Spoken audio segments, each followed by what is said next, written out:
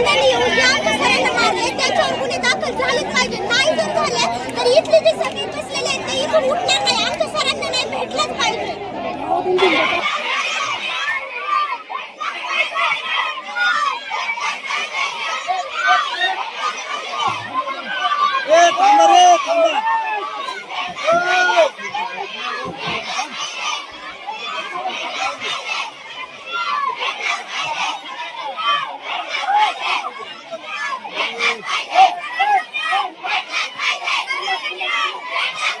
माझं नाव तनिष्का बगाटे. मी कवठे गावात राहते. मी कवठ्यावरनं रोज अपडाऊन करते. आमच्या शाळेतले चव्हाण सर यांच्यावरचे काल त्या मुलींनी आरोप केले ते अत्यंत चुकीचे आहेत. आम्ही आजपर्यंत सरांना 2 वर्ष झाली येऊन आम्ही इथे रोज प्रॅक्टिससाठी सरांसोबत असतो. आम्हाला सरांच्या वागण्यातून आजपर्यंत असं कधीच जाणवलेलं नाही. त्यामुळे सरांवर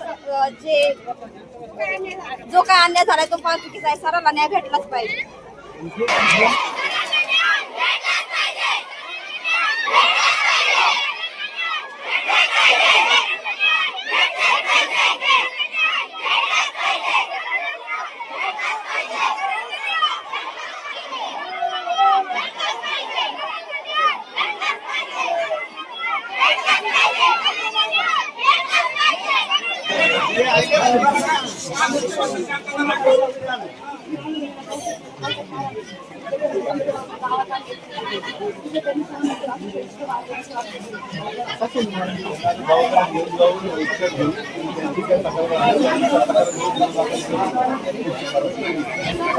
आरोपींना हजर करा.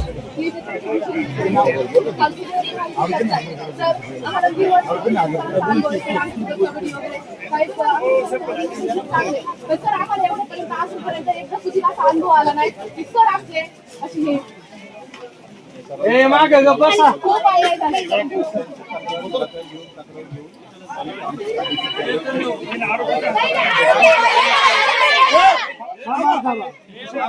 कामाची पद्धती सांगतो.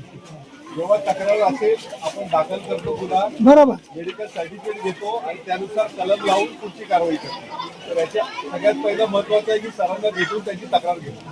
तुम्ही तक्रार घेतो आणि मेडिकल करतो त्यांची. त्यांना काही जखमा झाल्या असेल काय झालं असेल त्याप्रमाणे सेक्शन लावून म्हणजे जे सत्य सेक्शन असेल ते सेक्शन लावून कायदेशीर कारवाई करून घेतो.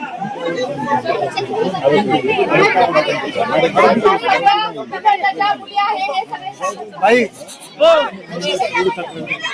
महिलांची तक्रार ग्रामपंचायत विषय असा आहे की आता त्यांनी काय करण्यासाठी आम्हाला काही माहित नाही. परंतु कोणालाही कसलीही कंप्लेंट नाही, शाळेत कोणालाही काही सांगितलेलं नाही किंवा काहीच नाही. अत्यंत फिल्मी स्टाईलने 5-6 मोटरसायकल घेऊन हे सगळेजण आले, घरात घुसले, सरांना मारहाण केली, परत गाडीवर टाकलं. गाडीवर टाकलं कसं असं आडवं टाकून ते घेऊन गेले कवट्याला घेऊन गेले, तिथेही मारलं. नंतर गावात ही बातमी पसरल्यावर गावातले लोक सगळी जमा व्हायला लागल्यानंतर त्यांना कळलं की असं व्हायला लागले गावात. तिथून परत मारत गावात घेऊन आले. गावात आलं, गावातही मारहाण केली.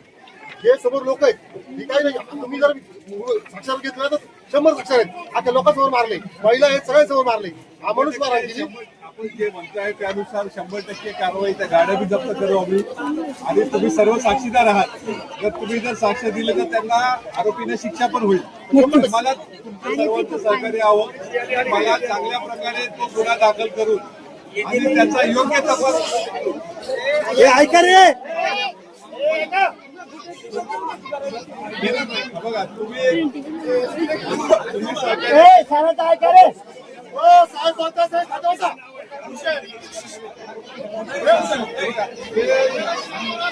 तुम्ही सहकार्य केलं मला चांगल्या प्रकारे तपास करता येईल आणि 100% शिक्षा लागेल. त्यांना जे आरोपी आहेत त्यांना 100% शिक्षा लागेल. 2 दिवसापूर्वी आपल्याकडे 2 शिक्षा लागली. त्याच्यामध्ये सर्वांचं सहकार्य होतं. तसं याही गुन्ह्यात तुमच्या सर्वांचं सहकार्य हवं. सीसीटीव्ही फुटेज प्राप्त होईल, त्या तुमचे साक्ष होईल आणि गुन्हेगारांना 100% शिक्षा होईल. ठीक आहे. फक्त मला सरांना भेटून त्यांचा जबाब घेऊन त्यांचं काय म्हणणं आहे त्याप्रमाणे त्यांची मेडिकल तपासणी करून योग्य ती कलम लावून गुन्हा दाखल करणं गरजेचं आहे. त्यासाठी मला सरांना भेटायचं आहे. कुठे त्याचा 12 वाजेपर्यंत मुली स्पर्धेला थांबलेले आहेत. तेव्हा कुणाचीच काही आमचे गुरु नाही, आमचे सर नाही, ते आमचा भाऊ आहे आणि आमच्या भावावर हल्ला झालेला आहे. आम्हाला नाही पाहिजे. त्याला सरांनी स्वतःच्या बहिणीपेक्षा जास्त आम्हाला जीव लावला. दिवसभर ट्युशन घेऊन आम्हाला तास घेतला. ते सर असं कसं करू शकते तुम्ही सांगा ना. त्यांच्याकडे 5वी ते 10वीचे मुलं मुली शिकतात. अजूनपर्यंत न्याय भेटलाच पाहिजे, कारण की बाकीच्यांची एवढी तक्रार नाही आली. ती पोरगी का खोटं बोलती. आम्ही सहलीला गेलो, ती मुलगी सरांकडे रडत आली की सर मला गोळ्या बसवा. मला किती वाटते सर तिकडे घोड्यापाशी घेऊन गेले. त्या घोड्याला माणसाने तिला घोड्यावर बसवलं आणि ती पडायला लागली. म्हणून ती सर म्हणाली सर मला जरा. सरांनी फक्त असं हात लावला तरी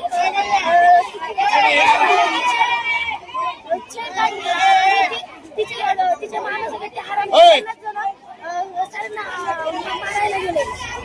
ते मुलं तर खरे असते ते पळूनच गेले नसते.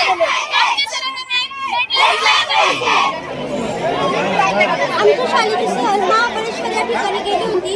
त्यावेळी एक मुलगी आम्ही आईस्क्रीम वगैरे खात होते. एक मुलगी तेव्हा तिथे सरांकडे आली आणि बोलली सर मला घोड्यावरती बसायचं.